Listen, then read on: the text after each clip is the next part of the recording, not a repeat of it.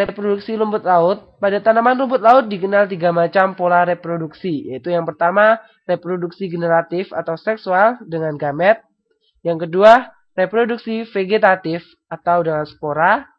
Dan reproduksi fragmentasi dengan potongan talus atau dengan kata lain, stek. Pergiliran keturunan antara seksual dan aseksual merupakan pembiakan alami yang terjadi pada tanaman rumput laut. Sedangkan pembiakan secara stek biasanya banyak dilakukan dalam usaha pembudidayaan rumput laut.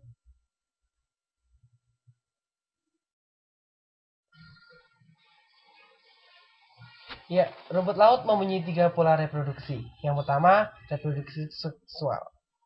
Proses reproduksi seksual pada makroalga termasuk rumput laut pada umumnya berlangsung secara anisogami dan oogami, yang mana keduanya lazim pula disebut heterogami.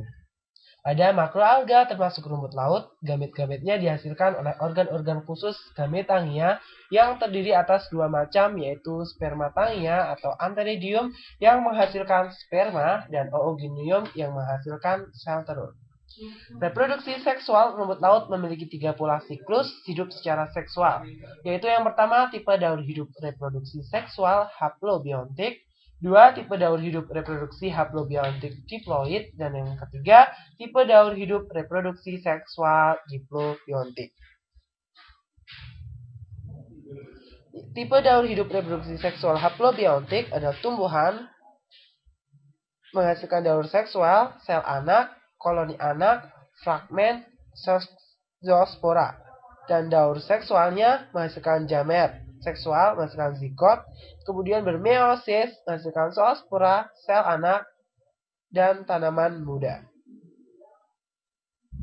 Tipe daur hidup reproduksi haplobiontik diploid, tumbuhan haploid, dan daur seksual, zoospora, diploid, bermeiosis, menghasilkan gamet seksual, menghasilkan zigot diploid, dan daur seksual lagi, meiosis, gamet tadi, melalui peleburan menghasilkan zigot diploid. Sedangkan tipe daur hidup reproduksi seksual diplobiontik, tumbuhan dengan diploid bermeiosis menghasilkan zoospora diploid, menghasilkan tumbuhan diploid, dengan partenogenesis akan menghasilkan gamet haploid, dengan seksual akan menghasilkan zigot diploid. Dan zoospora tadi yang diploid akan menghasilkan tumbuhan diploid, dengan partenogenesis gamet diploid, dengan peleburan akan menghasilkan zigot diploid. Ya, sedangkan yang kedua, reproduksi aseksual. Pada alga, reproduksi aseksual berupa pembentukan suatu individu baru melalui perkembangan spora, pembelahan sel, dan fragmentasi. Pembiakan dengan spora berupa pembentukan gametofit dan tertaspora yang dihasilkan dari tertasporofit. Tipe pembiakan ini umumnya terdapat pada alga merah. Pada alga merah yang bersel satu, setiap individu mempunyai kemampuan untuk membelah diri dan membentuk individu baru. Pada alga multiseluler seperti Enteromorpha, Polysiponia, Gracilaria, dan Eoseoma, potongan talusnya mempunyai kemampuan berkembang meneruskan pertumbuhan. Reproduksi fragmentasi dengan potongan talus yaitu reproduksi yang ketiga pada rumput laut. Dalam usaha budidaya rumput laut, misalnya marga Eoseoma, Gracilaria, umumnya dilakukan dengan penyetekan sebagai bibit untuk dikembangbiakan secara produktif.